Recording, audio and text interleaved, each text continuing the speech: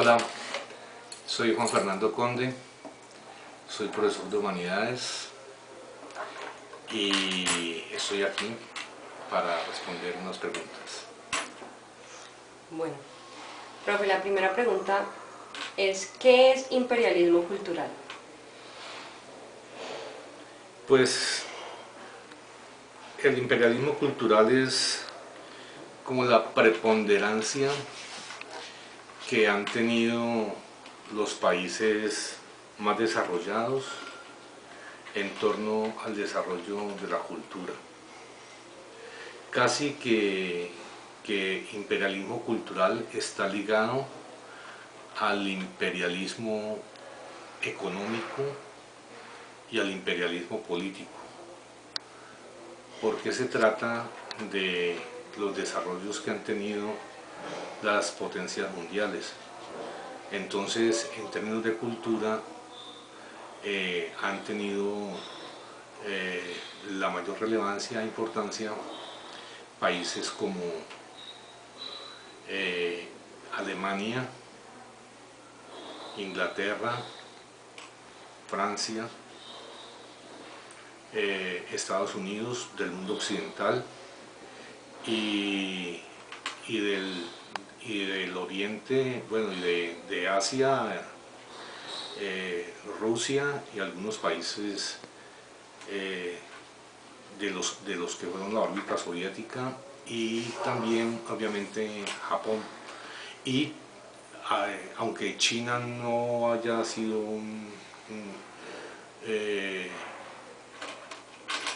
bueno, China también lo podemos considerar como parte de ese imperialismo cultural. Pues más o menos es como eso en términos de literatura, de arte, de ciencias. Y además, pues una cosa no es un secreto, y es que lo que gastan e invierten en investigación es mucho dinero, y entonces ahí también hay parte de los desarrollos de esas culturas. Ubiquemos a la ciencia también como parte de la cultura. ¿Existen culturas más importantes que otras? Definitivamente no, pero sí se creyó en un tiempo que Europa era el continente de la cultura y que casi que el resto del mundo eran culturas inferiores, y sobre todo menospreciaron en un tiempo las culturas aborígenes, y entonces eran tratadas como culturas de cuarta o quinta categoría, pues por muchas razones. Pero eso fue todo un movimiento no, como toda una moda en la que Europa dominó militarmente, políticamente, económicamente, y entonces eso se llamó el europeísmo, y era el pensar que Europa era la cuna de la cultura y que el resto eran culturas inferiores. Pero luego, cuando se hacen investigaciones, por lo menos en América, cuando se hacen investigaciones a fondo sobre los desarrollos culturales de las culturas precolombinas, y se descubren, por ejemplo, el desarrollo de los mayas, ya desaparecidos al momento del descubrimiento de América, como 2 o 3 siglos antes, cuando se descubre el desarrollo de los aztecas y de los incas, en Colombia de los Tairona y de los Muisca. Cuando se descubre eso, causan asombro y dicen no hay culturas, no hay mejores culturas que otras. Cada grupo ha tenido unos desarrollos culturales propios, y nunca podríamos decir que unos son mejores que otros.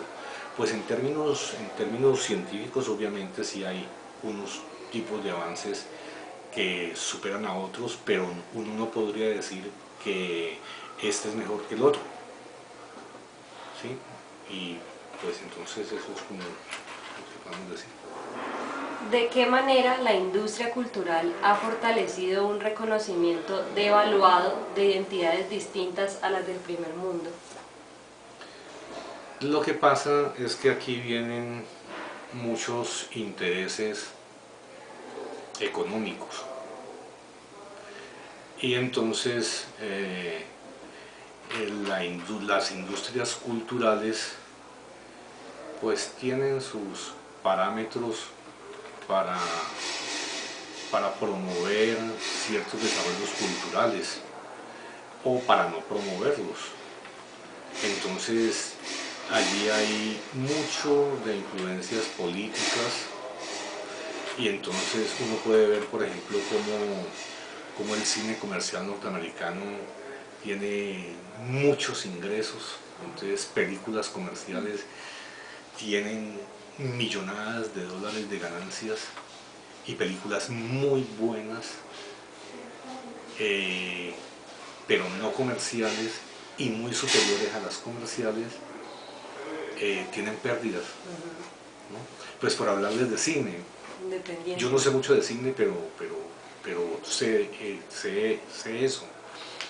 O como por ejemplo los editores promueven un libro y que seguramente es bueno, pero dejan de promover otro que es muy bueno porque no les interesa o porque no les gusta el tipo o porque el tipo es de un país que no les interesa.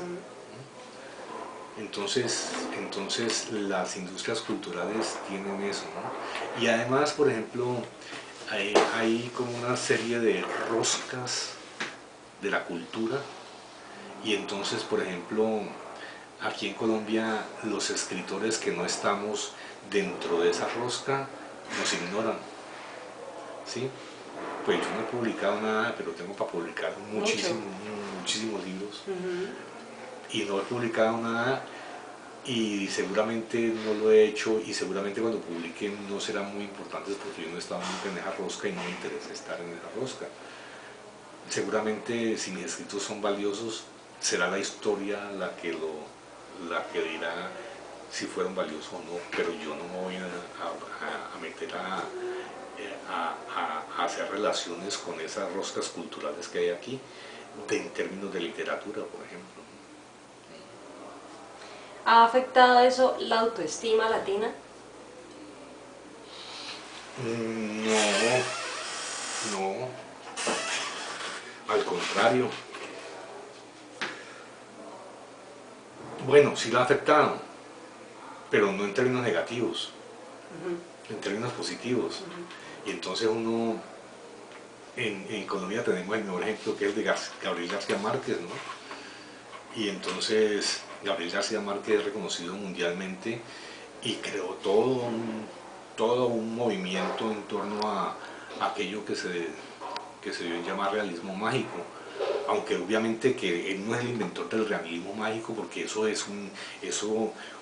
existe en la literatura desde siempre, creo que existe. Lo que pasa es que este lo volvió muy explícito y lo puso como un boom de literatura específicamente en Colombia. Y sigo hablando de literatura, ¿no? Pero igual podemos hablar de arte, ¿no? Botero, por ejemplo, es reconocido a nivel mundial como uno de los mejores pintores y escultores del mundo. Y aquí domésticamente tenemos escritores como William Ospina, por ejemplo, también reconocido internacionalmente, se ha ganado muchos premios internacionales. Y aquí tenemos por ejemplo, a mi amigo Julio César Londoño, que es un estupendo escritor y yo se lo voy a conocer a mis estudiantes, ¿no? Entonces, yo creo que ha afectado la autoestima, pero no en términos negativos. En los últimos tiempos yo creo que eso ha sido bastante positivo y hoy en día los escritores latinoamericanos, bueno, les hablé de los colombianos, ¿no? Pero podemos hablar de los escritores, de otros escritores, de Monterroso, en Guatemala, de Neruda, de Mario Benedetti, de Cortázar, de Borges, bueno, una cantidad de esos, pues eso es